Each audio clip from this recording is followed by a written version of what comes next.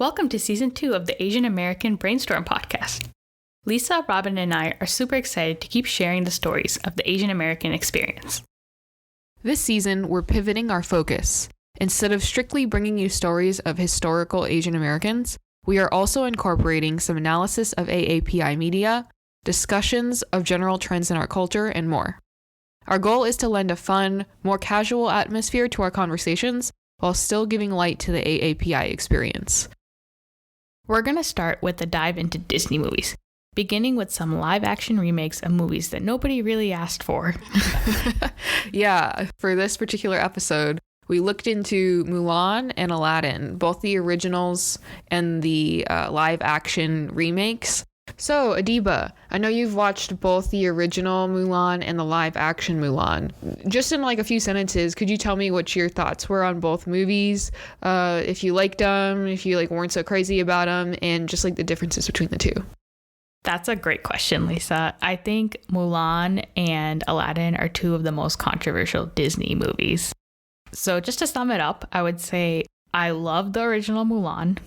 The live-action one, not so much. And then for Aladdin, I would say not so much like the original, but love the live action.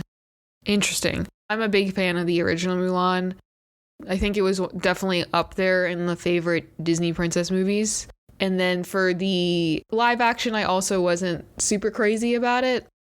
For Aladdin, I think that I did enjoy some of the Robin Williams bits from the original movie, and I think there are definitely things there that did not age well, and I guess is the best way to put it. The live action I did like in certain aspects, in some ways better than the original, but those are kind of like my surface level thoughts. Since I did a bunch of research into Mulan, I think we should probably start with that movie and kind of do a little bit of a deep dive of some of the differences between the two films. Between Aladdin and Mulan, I feel like Mulan is more different between the remake and the original versus Aladdin. I kind of agree. The thing that I noticed about it was that it had a very American, almost capitalist message to it. Starts as your kind of everyday girl. I feel like she's quite relatable. She's writing down her notes for all the things she has to remember for her test, which is basically to get her matched as a bride to a husband to bring honor to her family. She's trying to take care of her family and she's devoted to that. But she also has this urge to want to discover herself in the ways in which she really can live up to her true potential. And that in and of itself, I think, is a kind of individualist and very American ideal. As the movie goes along, she works hard, and in part, I think it's because of her cleverness. She's pretty clever as a character. For example, she thinks about, there's a test where she's training to get military readiness, and she is the only one in her camp that figures out about crossing these different metals to climb up this wooden pole, which was a very key test to prove that she was worthy of being a warrior. And another thing is that during the, of course, huge Hun battle, she was the one who thought of pointing her missile weapon. It's obviously more antiquated than what we think of now as a missile, but it functions similarly. But she points that at a mountain and causes an avalanche, killing the Hun army, even though they were terribly outnumbered. And so she does have this cleverness to her, but she, in many ways, again, seems more relatable, and through a lot of hard work, she works her way up and becomes this great warrior. So that is a little bit, I think, in contrast with some of the messaging from the live action remake. I know with the live action remake, they were really trying to gear towards the Chinese audience. They really wanted China to like this movie. Went big on kind of this message of, duty to your country comes before anything else. And that Mulan in that movie is very loyal to her country. That's a really good point. It's something I didn't think about. The part where you brought up how the original is geared more towards the American dream, and then the live action was more towards Chinese audience. And I'm now it's piecing together in my head. It's interesting because I like the messaging from the original movie, but I also feel like I grew up in America, so maybe that influences me or biases me in some way. Do you know what I'm saying? I was also going to say that I love the original storyline, and I wonder if it's just the way we were brought up. Yeah, I definitely think that has something to do with it. I also think that it ended up that this movie actually the live action remake didn't do super well in China.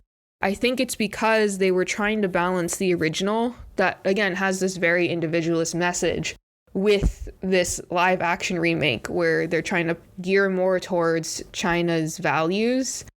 They have this change where they, make her very, very loyal to her country above all else. Even when everybody else abandons her, she still has her country. However, there's a couple of differences. The first thing is that she's kind of essentially a superhuman at the beginning of the movie. The American message of like, pull yourself up from your bootstraps is definitely in the original versus this one where she's like already just, already like saving or like chasing after chickens, but also like completely physically impossible acrobatics, Yeah, she was like running on the roofs and all. I think her dad was training her since she was a kid. She's already like well suited for this role, whereas Mulan, I mean, that is where she ultimately finds that she belongs, like being part of the military. In the original, she doesn't necessarily start out as like this awesome warrior type. In the Chinese version, they were trying to balance the collectivist culture message where she's loyal to her country. There's like duty to family, and that's all well and good. But then she's also trying to balance that with this like, I have to reveal myself as a woman. I think logically it's interesting because they try to go with this message of like pretending to be someone you're not makes you weaker. That's their whole philosophy in that film. Yeah, it was. The chi was very emphasized. That's what they tried to play in the movie. For me, at least, I think just comparing the two, it didn't quite make sense to me. It didn't quite click. And I think that might have been the way that some other people felt too. That also is just me. In terms of things that I did like about the live action remake, there was this extra character in the live action remake. She was a witch. And so her and Mulan were having this character conflict and resolution. That kind of interaction was nice. In the main original movie, she's just kind of like with the guys the whole time. I don't think she talks to like any female characters outside of her mom and her grandma. So it was nice to see like a little bit more complex female to female character interaction. But there are also things I did not like about this movie. Like, other than the messaging not quite hitting me in the right way, I also didn't like, again, she was already superhuman, so she was kind of unrelatable to me. Like, I feel like if I worked hard enough, I could be Mulan. I think that's how a lot of little girls feel when they watch the original movie. That's not how I feel when I watched the live action. She was clearly some like exceptional superhuman, essentially, There's just not, it's missing the singing and it's missing the humor. Oh my God, I missed that part so much. Yeah, that part's like a real bummer for me when I was watching it. When I watched the live action, I was like, this would have been a great standalone movie. Like, if I had never seen the original animated Mulan, like maybe I would have liked it more. But I think just constantly comparing it and seeing the things that were changed, some good, some things we missed, was tough. Definitely. The other thing that was interesting was that there was still criticism because even though the things that were thought to potentially be problematic was, I guess, the Li Shang and Mulan romance was considered to be like a boss-employee relationship. And so that had like some moral complexities to it. The other thing was that some of the Eddie Murphy humor was a little, I guess, stereotypical, for the lack of a better term. I don't know that anything was outright offensive, of course, but like specifically there was like comments about like very Chinese American food in relating that back to some kind of humor when it's not really like Chinese food in the way that you think of it in China. Does that make sense? Yeah, I see what you're saying. And then, of course, the Huns in the movie were definitely kind of dehumanized. Like, they all had gray skin. Technically, the Huns would have been from Mongolia. Dehumanization of any race is not a good idea, So in the live-action movie, none of that was present. They got rid of all the humor. They got rid of the dehumanization of the Huns. They named them the Rorans. The way that they executed it with the messaging. Now, you have to consider the Chinese market also didn't like the first movie. It's also to be expected, kind of, given like all of the American messaging that was in the first movie. Whereas this one, they were really trying and they kind of just failed. The other benefit of the live action is that it's more faithful to the original legend. Mulan was actually originally documented in a folk song that was thought to have originated from the Northern Wei dynasty, which is like the 3rd or 4th century. And it's unclear whether Mulan was ever a real person or not. The interesting thing is that the Northern Wei dynasty, which eventually became part of China, was actually founded by nomadic Mongolian people, which I thought was very funny because it's like they're just kind of fighting part of their own people in a sense, you know, in this like legend. But anyways, they were originally founded by this nomadic Mongolian people called the Touba, and it's only because of the fact that these people eventually became a part of China that the legend became associated with China. In the original song, Emperor calls everyone to a war with a northern region of Rouran people, and you'll notice that that name matches what's in the live action movie. Mulan disguises herself as a man because she has no other siblings to really go for her, and she doesn't want her dad, her elderly dad, to go. She fights with the rest of the military for 12 years in the legend. She does so well that the emperor himself asked her to become one of his guardsmen. Rather than accepting, she asks to go home so she can see her family again. Once she gets home, she reveals her true self, which ends up shocking everybody in the village. The ending kind of analogy in the song is that, after all, when 2 hares run together, how can you tell the female from the male? So like 2 rabbits, basically. There's a scene in the live action at the beginning that I was very confused by when I first watched it, that now I understand. It was like she was on her horse. She sees 2 hares running together side by side in a field. And then she says to her family, "Oh, I'll have to look later and see if I can tell the female from the male." And they never come back to it in the movie. They're just like, that's it. And then now it makes sense to me why that was there in the first place. So people who knew the original story. You know, in some ways, I do believe that the live action was kind of nice that they were trying to tie it more faithfully back to the original legend. I just felt like between trying to tie it back to the original movie and trying to, again, cater to this audience, they really kind of half-heartedly went in either direction and didn't really make a bold move. And so nobody really enjoyed the movie. That's my opinion.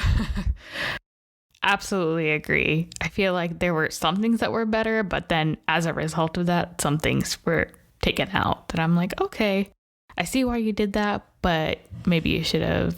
I just really missed the singing and dancing. Right. I feel like that's what I associate with Disney princess movies. The singing and the dancing and the music that you'll remember years from now and will randomly pop in your head at like a random moment. That's so true. There's rarely a Disney movie, like the really popular ones, that isn't a musical. That's Mulan in a nutshell. The live action and the original. I'm so glad we had the discussion. So some of the things you talked about, Lisa, are going to overlap with Aladdin and then something slightly different. So now it's your turn. How did you feel about Aladdin, original and live action? So for the original, I rewatched it recently. I think I'd watched it a few times growing up, and I had been many years since I'd watched it. And definitely thought there was entertaining parts. I liked Robin Williams' exchanges, but at the end of the day, I definitely realized, like, there were moments when I was like cringing watching the movie. So there were definitely some things that didn't age super well. Live action, I watched like a couple years ago when it came out. In fact, did we watch it together? Oh, we did watch it together in person. Yeah, I thought it was fun. I like the live action remake. I really didn't have any issues with it. I thought it was a good movie. Awesome. I'm excited to kind of dive into it. I'll start with the story origins. So Aladdin is part of a centuries-old stories within a story called The 1001 Nights, also known as the Arabian Nights. A question asked a lot when the animated and live-action Disney movies were made is Aladdin supposed to be Middle Eastern or South Asian? So dating back as far as the 10th century AD, these tales have origins in North Africa, Arab, Turkish, Persian, Indian, and East Asian cultures. The stories kind of circulated for centuries, with new folk tales and changes being added to the mix over the years. And over time, things change. Like, for example, the Sultan's daughter is called Badr al-Budur in the original story, not Jasmine. And illustrations of the tales from the Victorian era depict the story and its characters as Chinese. So really, we don't have a clear answer to this question. That's really interesting. I wasn't expecting China to come into this at all. Me either. I thought it was, okay, it's either a Middle Eastern country or a South Asian country. And I think both were trying to claim Aladdin, especially when the live action came out. Yeah, in some ways, I do think it's kind of nice that it's vague, because it does open it up to some more people, again, kind of seeing representation, even if that representation is a little bit less of a clear, parallel. They clear it up a little bit in the live action, but in the original, we're all pretty confused. I think the best way to approach it is just a people of color movie. So the original comes out in 1982. And since it's the first, did Aladdin come out before Mulan? Mm-hmm. Yeah, Mulan was the mid-90s. Okay. That makes sense because, of course, the first people of color movie that Disney comes up with doesn't go well the first time. I believe everyone involved in the movie was white. So there were a lot of Middle Eastern, South Asian stereotypes. The outfits that Jasmine and Aladdin wore weren't very appropriate. Not really sure how they got away with that. Jasmine was basically, she didn't really have an empowering role. She just had to be married off by the age of 18. Yeah, that whole thing, it kind of goes back to the, for better or worse, fetishization of Asian or AAPI cultures. And I think some of that also ties back to this romanticization of the Middle East as well by 1950s America. And I think some of that seems to be still in this movie, even though it's from the 80s. So true. A lot of the lyrics didn't age well. There was one line about cutting off a nose and just I'm sure I think most of us have heard the lyrics to Aladdin songs, and it just didn't age well. Except for the main characters, all the side characters had a really thick accent, which didn't really make sense. Yeah, that rubs me the wrong way because it's just, I feel like it's subtly hinting that people with accents are lesser than or. That's what I thought, yeah. And then in 2019, the live action comes out. We'll talk about before it premiered. So Disney dropped a trailer and people were not very happy with that. How did you feel about CGI blue Will Smith genie? I mostly just thought it was funny. I was just oh, okay. Yeah, when it first came out, I think they fixed it actually, made it a little bit better, but I remember it was basically a meme when it first came out. Disney also, there were some accusations online about how Disney was having a hard time finding a role for Jasmine because they said, oh, it's just so hard to find someone with Middle Eastern and South Asian background who can sing, dance, and act. And everybody from the Middle East and South Asia were like, have you seen Bollywood? Have you seen our movies? Oh boy. Yeah, so I'm not really sure what the problem was there. But they were upset about, once again, who does the story belong to? So there were a lot of people of Middle Eastern background who felt oh, Jasmine needed to also be, it should have been an Arab actress. And I think they wanted to cater to that vagueness. They were okay, Aladdin will be, I think, an Egyptian actor. Jasmine was played by a half white and half Indian actress. And then some of the side characters were also played by Arab actors and actresses. So I think they did a pretty good job in keeping it vague. Yeah, I didn't have any, particular, again, it was vague to the point where I didn't notice anything myself of oh, everybody is of one particular ethnicity or, to that effect. There's one more, I guess, criticism, and then we'll get to the things that were kind of went a little better. But people saw that there was a prince Anders, so a white prince added to the story, and they were really upset at that. It's funny that you mentioned that because I don't really remember that from the movie. I mean, it's been over a year since I've seen the live action remake. So hearing about it was worse than when it was actually in the movie. I think people were like, oh my God, why are they adding a white prince? This is going to be a very whitewashed movie.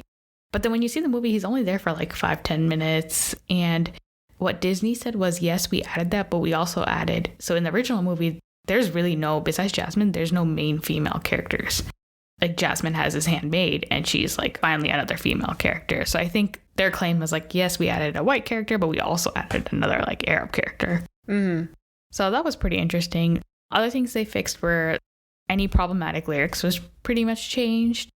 And my favorite part about the live action was that Jasmine, like she wants to rule Agrabah. And that was really great because she didn't really have like, she barely had her own personality in the original movie. And it makes sense now because in the original, like Aladdin basically becomes prince because he married Jasmine, but he wasn't really like somebody who could rule. No, he just wanted Jasmine. He didn't want to rule. Exactly. Like he did not have the credentials. Oh, another thing in the original story, apparently Aladdin is like wealthy in some of the original stories, but in Disney decided to go where we're going to make him like poor and an orphan. So that's interesting how they really changed a lot of things just to kind of come up with this fictional story. That is interesting. Yeah. I definitely think you're more sympathetic to him as, and somebody who kind of like starts out in, a place of suffering in some ways. Yeah, I guess they wanted to show both characters having their struggles. Aladdin didn't have the credentials, but in the live action, like Jasmine definitely did. Really, the problem was more of just like they never had a woman rule the country. So that was super cool to see her dad at the end of the movie giving her permission to marry Aladdin and then she rules the country. So I really love the live action. I didn't really have any complaints. I kind of think that maybe all the like people being upset when things were dropping, like trailers and all, I think Disney did a good job of addressing that. I think that the live action of Aladdin overall was definitely an improvement off of the original. I still like the original Mulan better. But, I do kind of see some of the points that they were going for with this being more faithful to the original tale, just trying to be less problematic. Like they fixed the issue with the Huns and they involved a lot more AAPI actors. Now, the criticism still, and I don't know if this was a criticism for Aladdin. I'd be curious to see if it was.